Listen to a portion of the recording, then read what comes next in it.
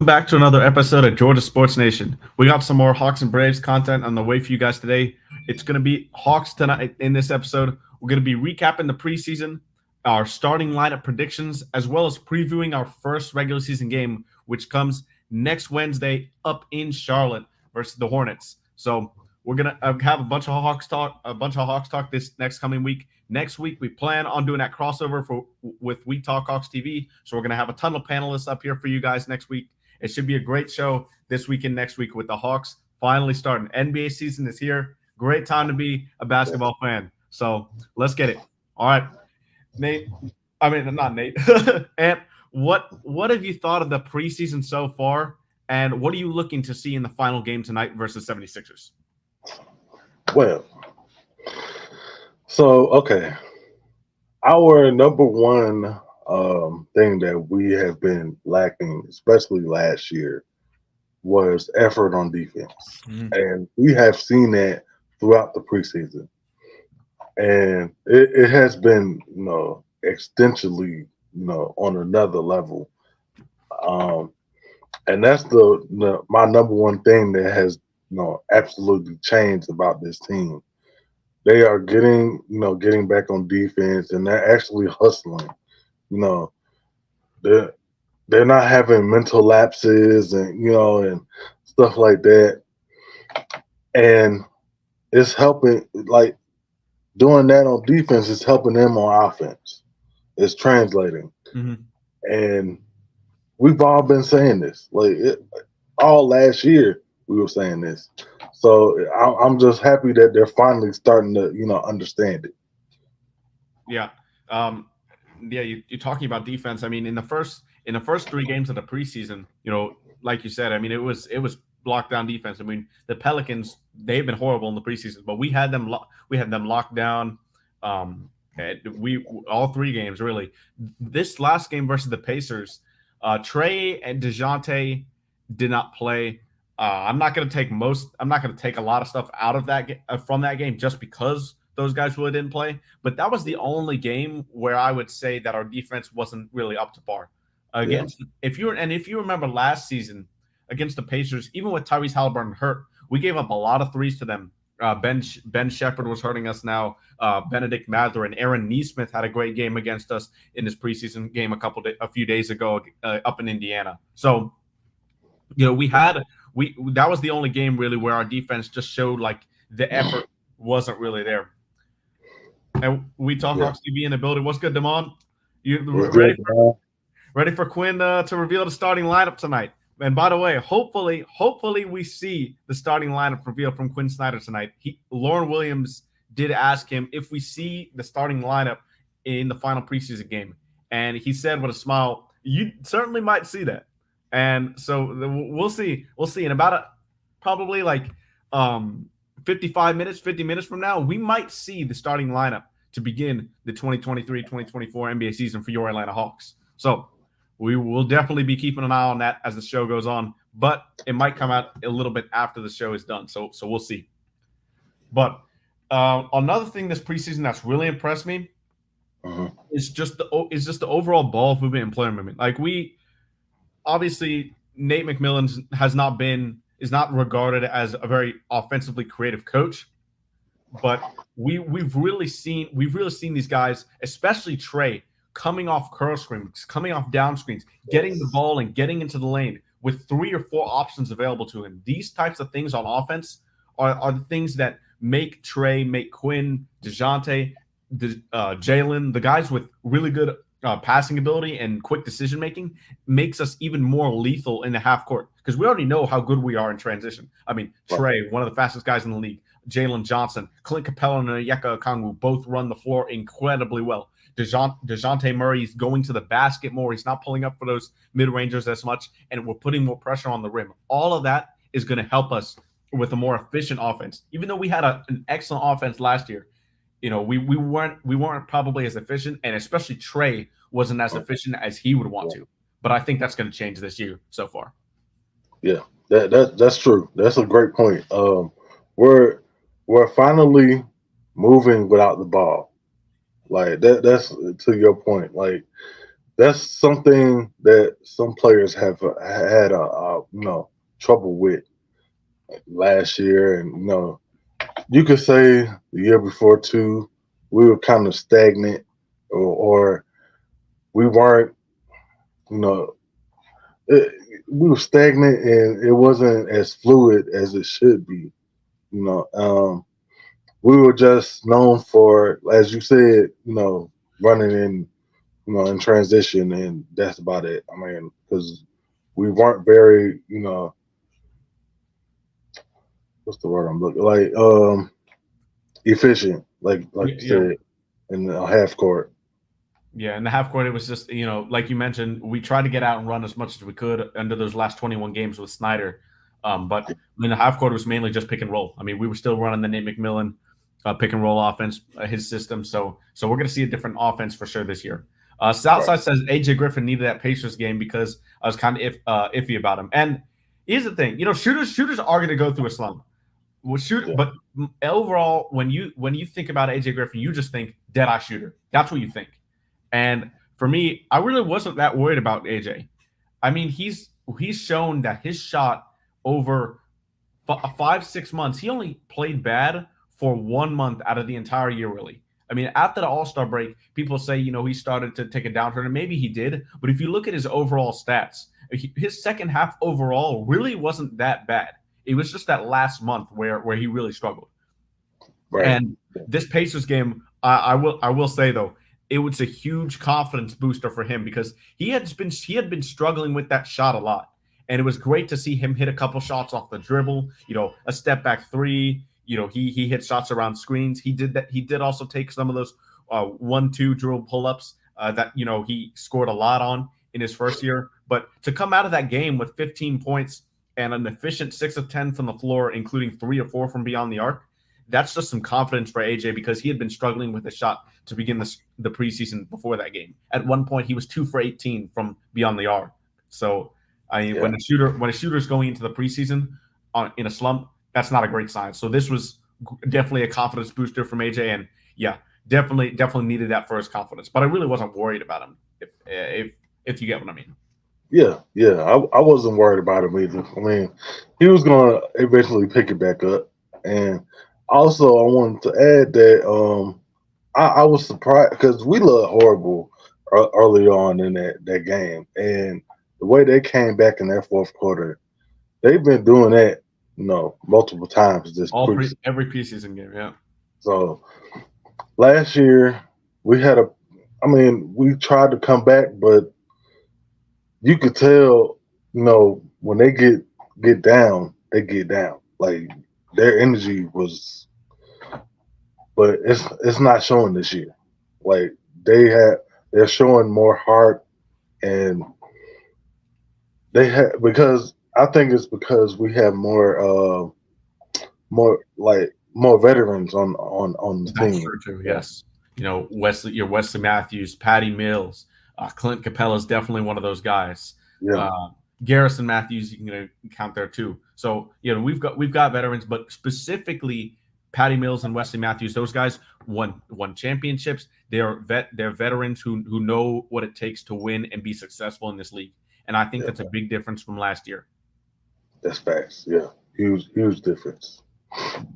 Another thing I want to mention in this preseason is I want to focus in a little bit more on Jalen Johnson because this is a guy who a lot of Hawks fans thought that he's a future. He's going to be insane. We've seen flashes of his playmaking in the full court on a fast break. He's finishing at the rim when he's going downhill. I mean, it's pretty much unstoppable.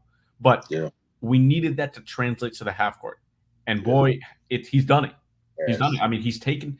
I'd still like to see him shoot the ball a little bit more, just with no hesitation, because Quinn wants his guys to let that thing fly. But Jalen, the playmaking has translated to the half court this offseason. The decision making, the basketball IQ of this guy at such a young age is something special, and I think that he's going to be the type of player or close to it that a lot of people think. Is he going to start? Is he going to come off the bench? We don't know. But we're definitely going to talk about starting lineups within the next few minutes here because That's something that I think is still up in the air for most Hawks fans. Yeah, that's true. I mean, his passing ability is, I mean, it's something else. It's out of this world, man. Like his vision, how he can see through defenders down, down the court, and the passes that he can make is something else. I mean, and it's just like you said. I want to see him, take more shots. Trust yourself. Trust your shot, Mm-hmm. because if you don't trust yourself, and if the defender doesn't honor that you can shoot, they're going to leave you open. Yeah, that's what they did in the Boston series last year. I mean, Jalen, when we weren't on the break, he really wasn't useful in the half court. Yeah, But that's where he's made a change in his game this offseason, and it's been huge. It's huge for us. Yeah. It can't be understated, I think, in my opinion, because since it's been Clint Capella and Onyeka Okongwu, or sorry, not Clint Capella and John Collins. Obviously, John will be here this year, but since it's been that front court, we haven't had guys in the front court that can play make, that can get to a spot or execute a pass like Jalen has. And then Onyeka Okongwu, guys that can switch 1 through 5. I don't know. Obviously it's not the best matchup for him against the guard, but we've seen him do better than your Clint Capellas, your John Collins of the world, those guys. So when you have a front court that we can potentially have with Jalen and Onyeka, and that versatility just gives us so many more options on both ends of the floor. Yeah, it does. It does. Yeah, he's so gifted. And once he fully develops into what he can be, he is going to be a scary basketball player for this team. Yeah, and that for me, it's just that shot. If he can turn into an above average 3-point shooter, I mean, for now, he just has to make the defense honest. But if he can ever throughout his career become an above average 3-point shooter, I think we're looking at a potential all-star on our hands. If he can do that. I mean, obviously, that may be some years away, but hopefully, blow me away, Jalen. Let's make the all-star team this year. But yeah, man, I'm looking forward to the season just because there seems to be a lot of confidence nationally about this team too. And I was shocked because normally you'll see the Kevin O'Connors of the world, the Bill Simmons of the world, all these guys will be down on the Hawks, right? So there's definitely going to be some guys that are still down on the Hawks. But Bill Simmons, man, this week, or was it this week or last week? I can't remember, but he thinks the Hawks are going to be a top 5 seed. He's the versatility in the front court. He said the Trae, DeJounte, what Jalen's been doing so far. I mean, this guy is just, I think, maybe turning a corner. Maybe he thinks the Hawks are going to do something. So, hey, Bill Simmons, now and then you show a little bit of support to the Hawks organization. So if the Hawks are doing something right if they can get Bill Simmons on their side. Yeah. Hey, we'll take it. We'll take we'll take it. If you think that we're going to be a top 5 seed, hey, we're not going to deny that. But hey, anything is possible in sports. Yep. And we'll obviously go over both of our expectations overall in the season a bit later in the show. But let's get to some starting lineup predictions because, like I said before, we might see that in less than an hour from now. So what is your starting 5 prediction on the floor versus the Hornets on Wednesday? Okay, so no sirens outside. Okay, we're gonna go.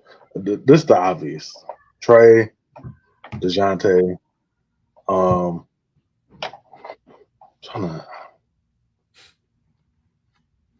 You know what? I'm gonna do Bay. Well, hold on. Damn, Hunter, of course. So and Trae, then DJ Hunter. The 4 is tough. The 4 and 5 are really tough because that, you pair them up well. that's tough, man. Like it's gonna be hard to break up Onyeka and JJ. There it is. There it is. That's the problem. There it is. So, yeah, go ahead. yeah. You know what? Okay, I'm gonna just do this. Trae, DeJounte, Dre, and then this might, might ruffle a lot of. Yeah, exactly. What Southside said: Bay and Capella, and then have Onyeka. Jalen off the bench. Yeah. And post your starting 5 in the chat as well, guys. If any of y'all will react to it, give our thoughts on it. Yeah, please. Yeah, but I incline to agree with you, and both of you. I think you hit the nail on the head because for me, and yes sir, yes, get these likes if you're the first time. Welcome, appreciate y'all subscribing to any of the channels that broadcast Georgia Sports Nation. But this starting 5 right here, I think that's the starting 5 you're gonna see, or that's the starting 5 I at least want to see on Wednesday night. Because here's the thing, Trae, Murray, Hunter, I think regardless, you're going to see those 3 start for sure. But Bay and Capella, I don't know if you can put Jalen with Capella yet. Because the spacing is the first issue. But if you look a little bit deeper into starting Jalen and Capella, think about it. What's Jalen's biggest strength on offense, Ant? Playmaking, right? Now, if he's already playing with Trae and DeJounte, are we going to get the ball? Are we going to give the ball to Jalen Johnson and say, hey, make a play? When you have Trae, who's a better playmaker on that team, and Murray, who's, that's his more ideal role. I think Jalen's honestly a better passer than Murray, but Jalen can't make as many plays off the dribble as Murray can yet. That's true. That's true. So I think starting Jalen, as much as I like him more than Bay, and I think he's going to be a definitely better player than Bay over the course of his career, I think you need to start Sadiq at the 4 with Capella because of spacing, and because if you get that Jalen playmaking off the bench with like a DeJounte stagger, those two combined with Onyeka Okongwu's versatility in the front court, adding to Jalen Johnson's already versatile game, you have a perfect pair in my opinion with Jalen and Noah, and you can't separate that. So it's less about how I think Jalen. It's not about how I don't think Jalen can start. I mean, I'd love for him to start, but in my opinion, Capella's going to start on this team. I know fans and me personally, I think Onyeka has the ability to make Capella almost unplayable in certain matchups. Like against the Celtics, for example, last season in the playoffs, Clint Capella couldn't play when Al Horford was on the floor. He just couldn't. No. Took him away from the basket on the 3-point line. You got to play Onyeka. And I think in a good number of games this year, Onyeka might outplay Clint. Not to say that Clint Capella isn't good, because we have 2 starting caliber centers on this team. But I think that will happen sometimes this year, and you have to be prepared. I think Quinn does for making those matchups. Hey, you explain what Damon just said? Damon said Quinn trusts Bay more than he does Jalen right now. That's true. I mean, Jalen is still young, so he has to learn more. But it's just like what you were saying. So the spacing is going to be a problem if you have JJ on with Capella. I mean, it's basically going to be like, I'm not comparing the two, but it's going to be like when, who am I thinking about?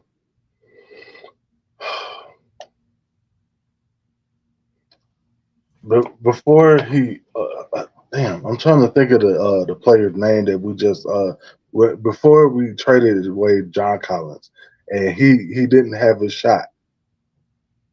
That was the problem. Oh, yeah. Like it's the same. It was the same issue, and it was spacing, and they could just clog the paint, and it messes up everything. Yeah, I can see that, that could be a problem. But if you have him coming off the bench with double O, and then also you have two veterans on the bench with him, anything is possible. yeah. I'm not sure if I'd say Quinn trusts Bay more than he does Dalen. I mean, I haven't seen. What have you seen that We Talk Hawks that makes you say that? Like for me, I don't think it's a matter of trust, but I just think it's more of a matter of fit. I mean, they're putting the ball in Jalen's hands. I don't think it's that he doesn't trust him, but I just think that the fit is better with Bay. And here's the thing. I think Jalen has a chance to start. He really does. I don't think that should be the case, but there's a chance we see it because of just how much Quinn has put the ball in Jalen's hands, and the fact that he can grab a rebound and just get out and run. And we know our best offense is our best defense when we grab that defensive rebound and run as fast as we can. So there's a chance he can start.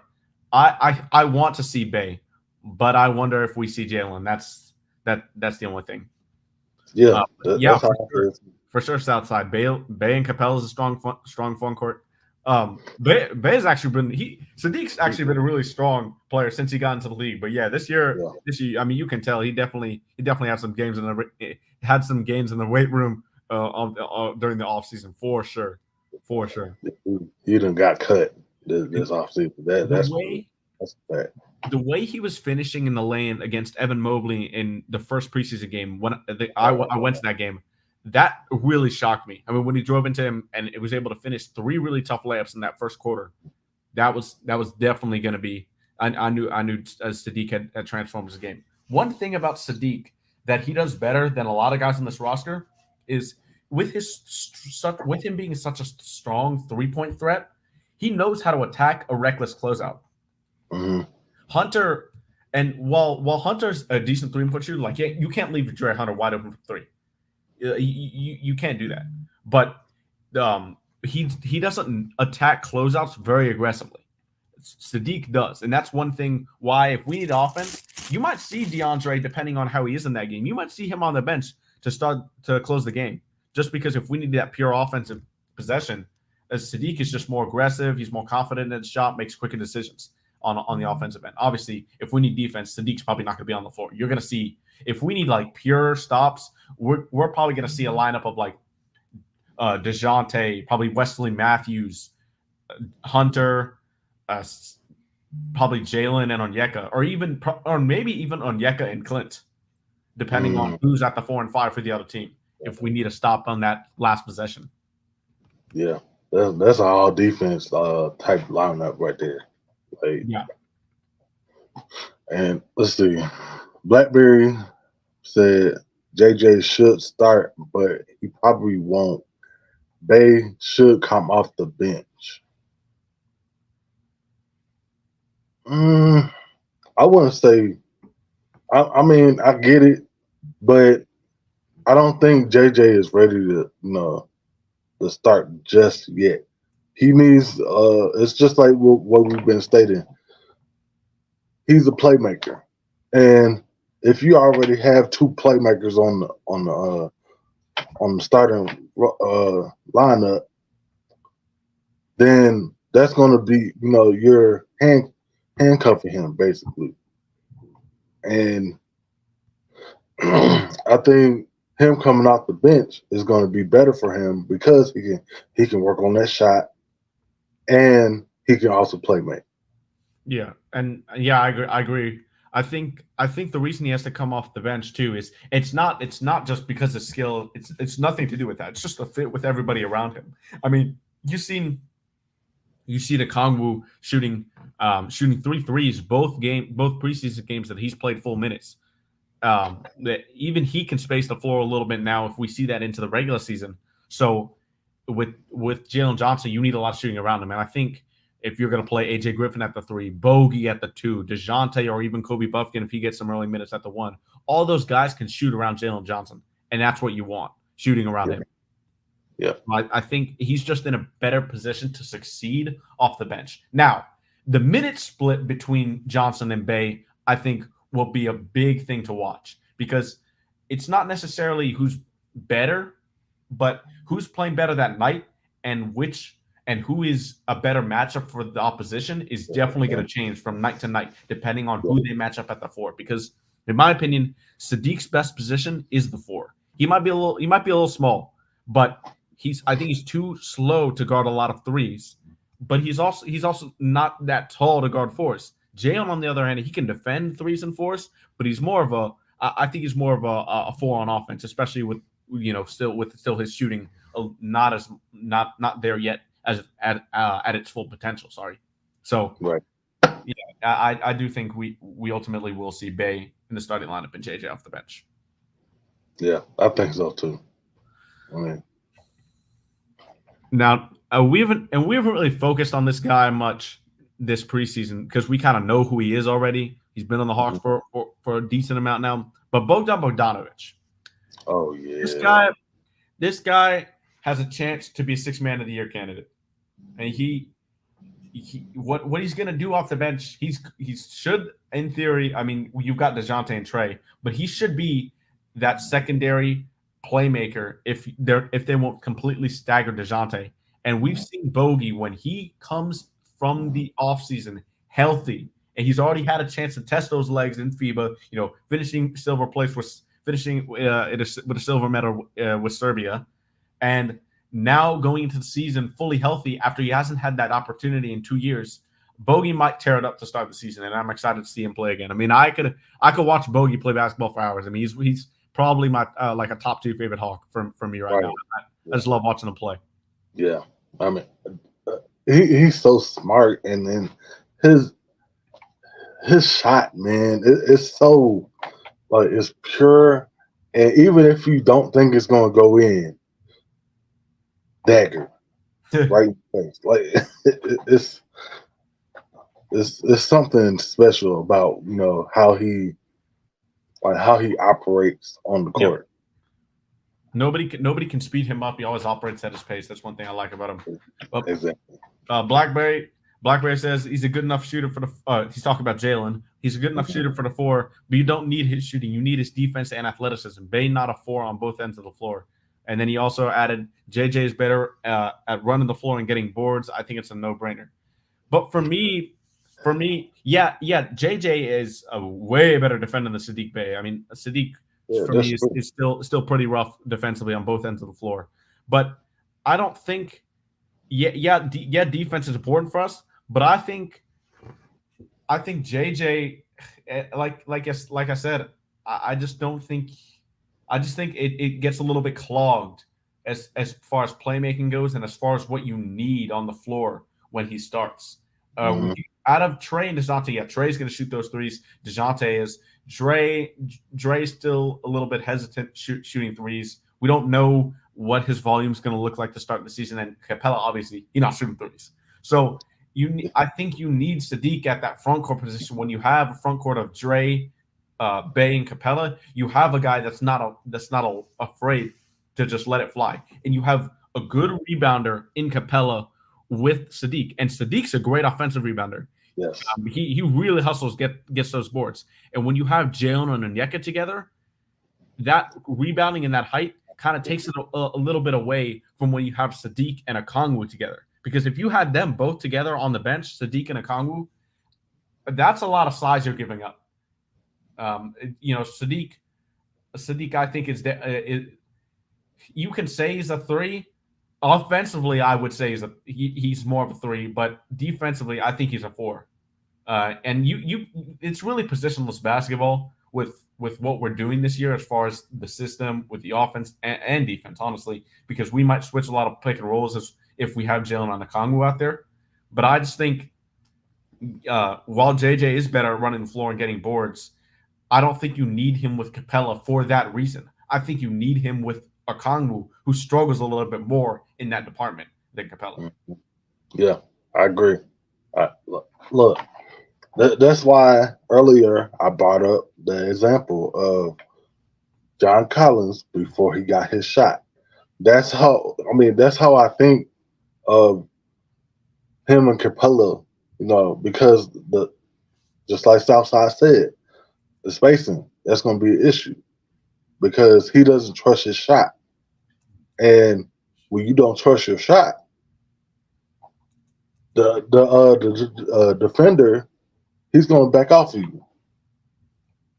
And what does that do? That clogs the lane. So now Trae can't drive into the lane and kick or do that floater. DeJounte can't get into the lane. So we have to take that into account as well. Yeah. Okay. I'll put the link. I'll put the link in the chat if Blackberry or anybody else wants to come up and join. All right. But yeah, so if you want to come up to join, click that link and we can talk some Hawks basketball. But I don't. Here's the thing. Oh, I did want to talk about Southside's comment here about second unit projections because I project mine to be a little bit different. I think you will have the stagger between Trae and Murray, so I do agree with that. But at the 2, you'll have Bogey. At the 3, I think you'll see a lot of AJ Griffin this year. I think you'll see him playing the 3. You'll also see Wesley Matthews playing the 3 as well, depending on who they have on the floor. Obviously, Wesley's the better defensive option. AJ is a little bit more versatile on offense with his shot creating, and honestly, with the way he shot last year, I mean, if we can get that at the 3, that's awesome. So I think it'll be AJ, combination of AJ and Wesley. AJ most nights. So you got Trae or Murray, whoever staggering. Bogey at the 2, AJ at the 3, and then you got JJ and OO. So I have a little bit different than Southside. What's your second unit prediction? That's a deadly lineup right there. Yeah. We have a really deep team. We have a really deep bench. I mean, the unit I just described is probably a top 5 bench unit in the league. Oh yeah, without a doubt. Yeah. So what's your bench lineup? If we're not going to do hockey subs, probably. I mean, I don't think Quinn Snyder would do that. But what do you think would be a hypothetical second option lineup or bench lineup? Please. You know what? I'll agree with you. I think because you can't deny Bogey's playmaking ability at that too, and you got to have a point guard as well. But AJ, JJ, and Double O, that's scary to have that as your second. Sissy don't see that. Wait a minute, JJ not starting? We don't think he will. I don't know yet. Why? Because of the matchup with Capella. Capella's a better rebounder than Okongwu. I think you need the three reasons. The first one is just spacing with Jalen and Okongwu. There's not a lot of 3-point shooting. Quinn's gonna want the majority of guys to let it fly from 3 on most possessions. So that's one. 2, Jalen is a better rebounder than JJ's a better rebounder, defensive rebounder than Bay. Bay might be better offensive rebounder. But on the defensive side, you can put Jalen with Onyeka and kind of cover up a little bit of the deficiencies that Onyeka has compared to Clint on the defensive side of the boards. And then third, now I think it's the biggest reason, honestly, and agreed with me in the beginning of the show. When you have Jalen on the floor with Trae and DeJounte, Jalen's best aspect on offense is passing, playmaking. And when you have him with Trae and DeJounte on there, I don't think we're going to give the ball to JJ and say, hey, go make a play, because Trae obviously is a better playmaker than JJ, and DeJounte off the dribble is still a better playmaker than JJ. So I think when you add Jalen to that second unit with Bogey, with either Trae or DeJounte, I think that extra boost in playmaking is more valuable off the bench than in that starting lineup. And that's not a knock on JJ at all. None of this is a knock on JJ. He's a better player than Saddiq Bey. I think he is. He just in general, a better player. But because of the way he plays with Onyeka, because of the just personnel around him, I think he matches up better coming off the bench. What are y'all's thoughts on that? Yeah, man. Well, I thought we were playing positionless basketball, and if so, I mean, wouldn't you want to have as many playmakers as possible, if that makes sense? Um, I don't know. I mean, But I know what you're saying. I see what you're saying, like positionless basketball and everything. But Sadiq, in my opinion, would have a clear, defined role with the starting unit. With the second unit, you got DeJounte. Don't get me wrong. I'm not speaking against Sadiq Bey, but we're gonna be hella small and against a lot of teams. Well, if we start Bey and Capella, that's why I don't think you can start JJ either, because in the second unit you'd have a Bey and a Kongwu front court, which is smaller than a smaller than a Capella Bey front court.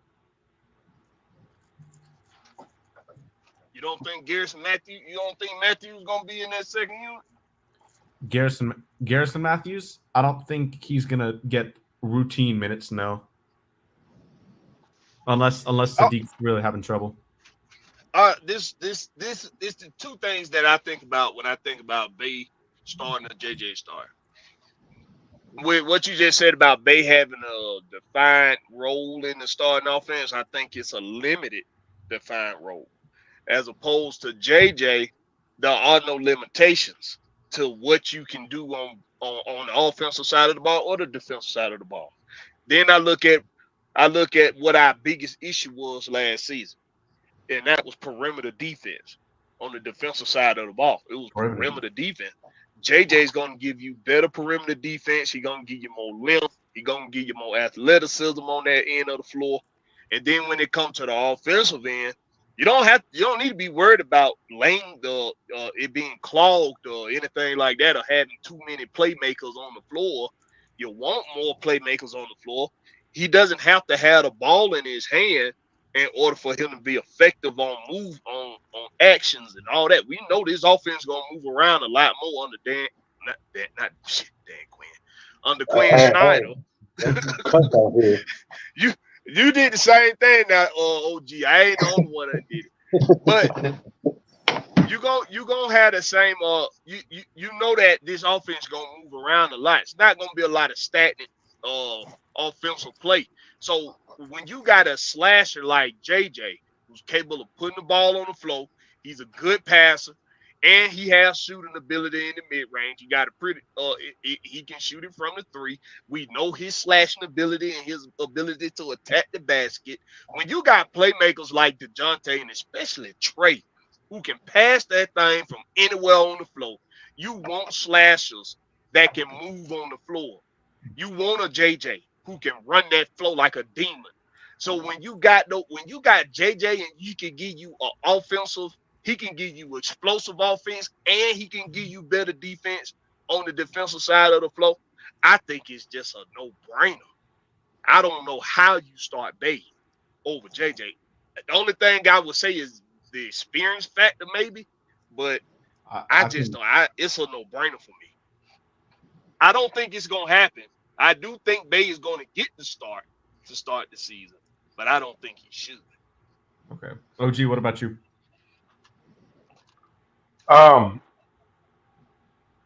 They both got different. See, they got different skill sets. There's certain shit Bey better than JJ at, and vice versa.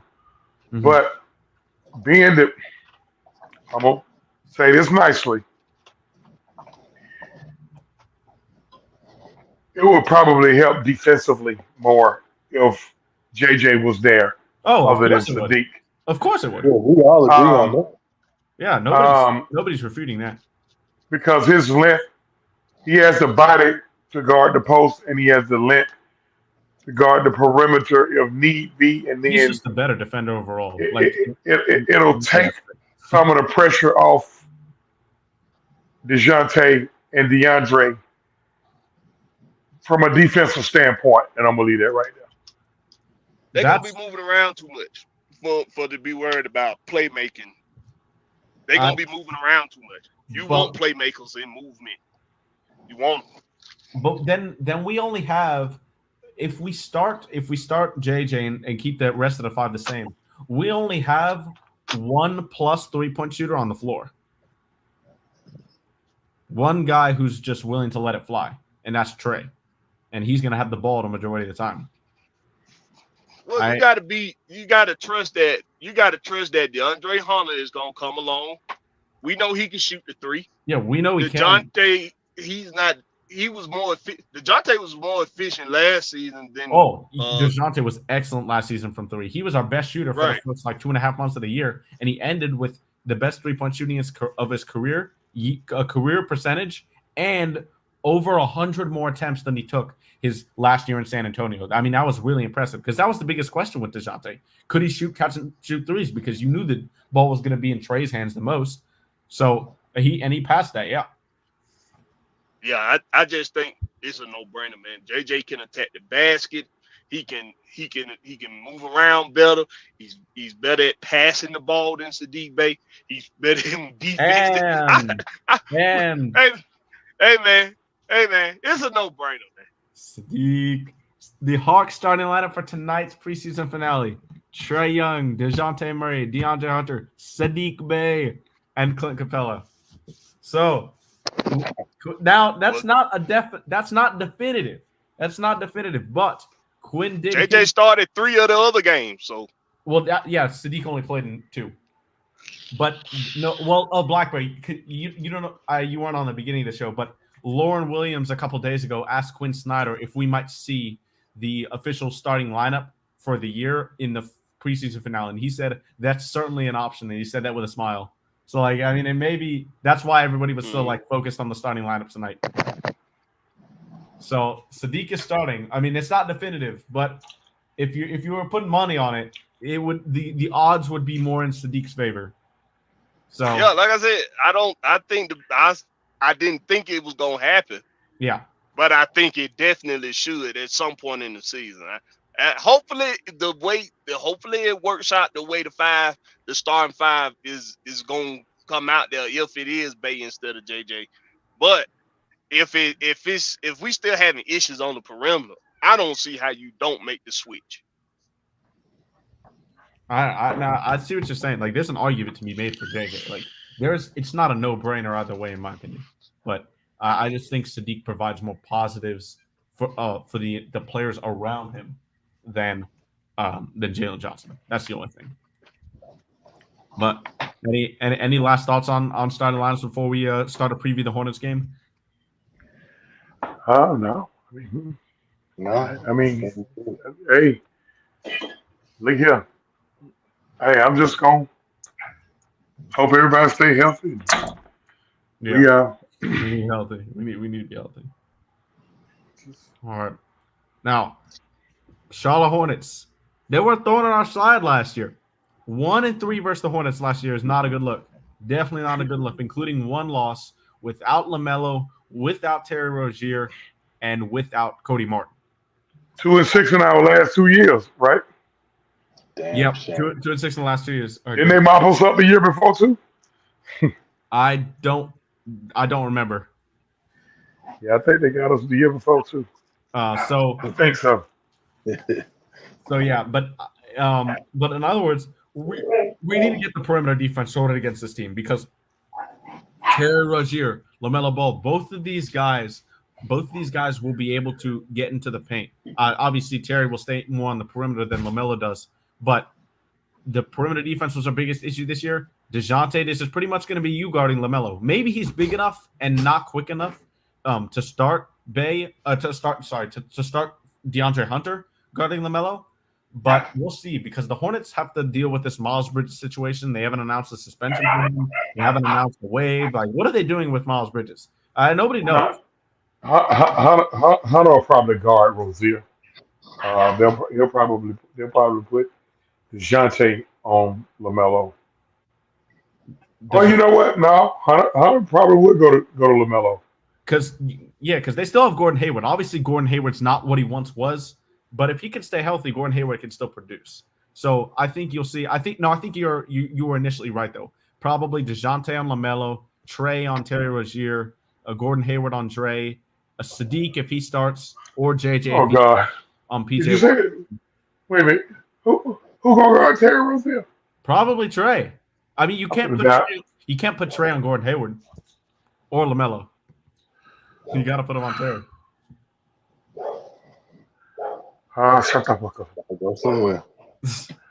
Hey, Shut up, Bucko. he's got to go. Shut up, Bucko. Okay, I'm back. Yeah, you better pray it up now. 'Cause he got to do something.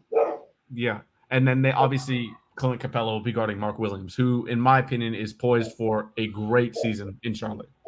I'm gonna tell you somebody else who gave us hell last year. That Nick Richards dude. Nick Richards. He was yes.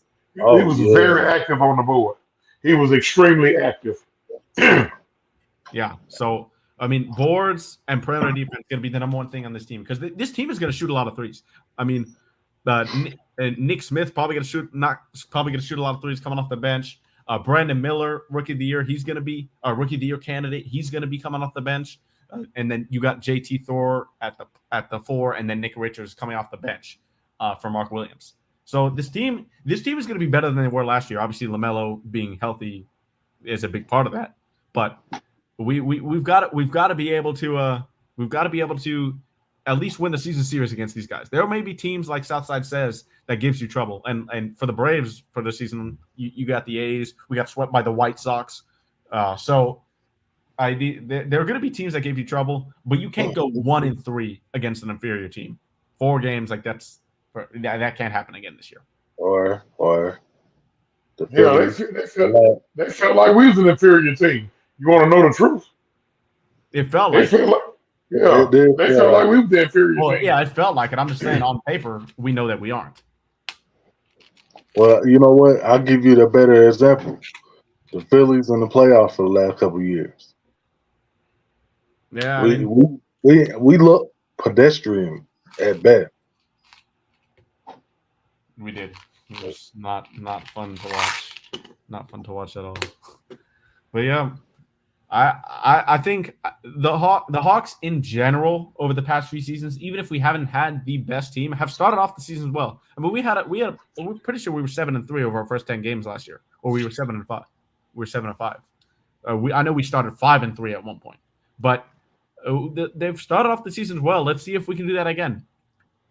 And then against Charlotte, another key is they play really fast. LaMelo, Terry Rozier, PJ Washington likes to run the ball and shoot threes coming off the break. So these guys, we're going to have to get back on defense. That's something that Quinn has been young. Practice, we've seen him watch videos. I mean, these guys have hopefully got it itched into their brains that they got to get back on defense. I mean, this is how you win games. Defense is going to win you games based on effort. So if you get back on defense and defend LaMelo from getting into the paint, I think those are the 2 keys that'll allow you to win this game. What about y'all? What are some individual keys to get the W? I agree. Getting back on defense and hitting those lanes. That's another key. Like getting steals and block shots. You know, the little things. You know, getting on the floor to get loose balls. You know, stuff like that. The little things that don't appear on the stat sheet, but it affects the whole game. Yeah, coming out with more effort against an inferior team. Yes. OG, what about you? Contest, man. Contest all shots. Don't just give them open looks. Contest. Stay in front of your man. Don't over gamble. If you know you can't guard a parked car or 500, don't over gamble. Just stay with your man. Yep. Short and sweet and to the point. Yeah. The truth. All right. So we're gonna end the show right here. giving some predictions. So we're gonna start with No. overall record predictions. We're gonna do this. I said we're gonna do this. I said we're gonna do it. No, Mikey. No, I'm not doing it. Yes, you can do it. I've been wrong as hell 3 years in a row. No. You're not doing it? I'm not. I've been wrong as hell 3 years in a row. We done got burnt too much, Mikey. I tell you what. You know what? No, I'm not gonna be a buzzkill. All right, no, I'll go first. I'll go into the fire. For me, I think we end with a record of 49-33. I think we'll be the 4 or 5 seed. I think that to get there, we need Jalen to be Jalen. We need Trae to be more efficient, and we just need to keep guys out of the paint. Those are my three big things that'll lead us on the way to getting that 4 or 5 seed, hopefully 4th seed with home court advantage for the first round of the playoffs. That's me. Go ahead, OG. 46-36, either 5 or 6 seed. All right. I'm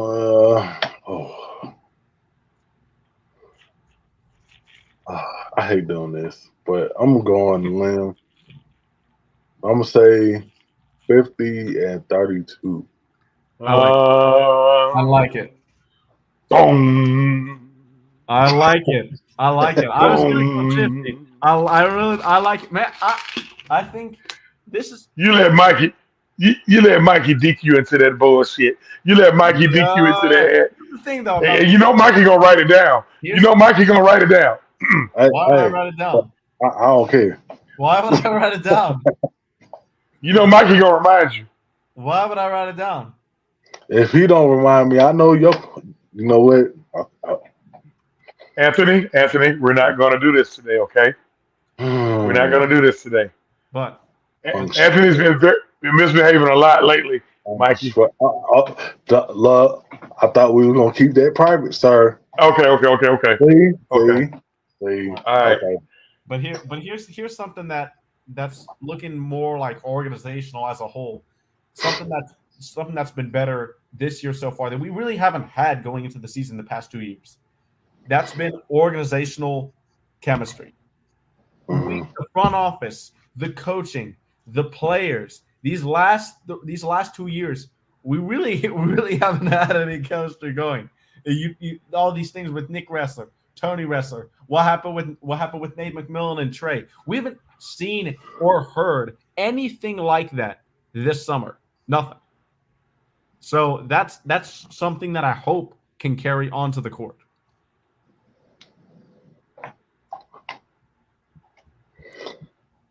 Yeah. Okay. Oh my goodness. Go ahead, man. Mikey, I'm gonna go tell you. Right now, I'm under a gag order. Oh my goodness. I'm under a gag order right now. I'm under a gag order. So I'm gonna say, you're right, Mikey. You can't lie. It hasn't been. I'm under a gag order. What Mucha said. Emotional damage. Me and Black Perry been put on probation. Oh my goodness. Oh. Hey, ATL Leo, look here, man. Hey, look, man. I'm on probation right now. I'm on probation. Go Hawks. Go Hawks. I'm on probation right now. All right, and with that being said, we're going to end the show right there, guys. Thanks for tuning in tonight to Georgia Sports Nation. Hawks basketball starting on Wednesday next week. NBA season starts on the Tuesday before, so don't forget to tune into the games. Don't forget to tune in next week, too. We Talk Hawks TV / Georgia Sports Nation crossover. So next week, be sure to tune in, 6 p.m. Eastern time. Look at Southside. See, look at Southside instigate. Southside, and they instigate. Southside, they tell you they ain't shit. They instigate. Okay, all right. Yeah. All right, don't forget to tune in next week. If you're on YouTube, don't forget to like, comment, and subscribe, and we'll see you guys next time. Peace. Peace.